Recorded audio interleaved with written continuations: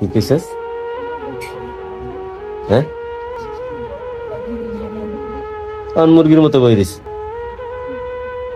তো গাইস, যাই হোক, একটা কথা মনে রাখবেন, আপনি যদি না খায়া থাকেন, আপনারে কেউ জিজ্ঞেস করবো না।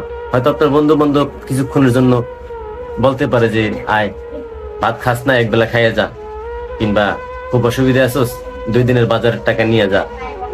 এর বেশি কেউ জিজ্ঞেস করবেন না আপনাকে, ঠিক আছে?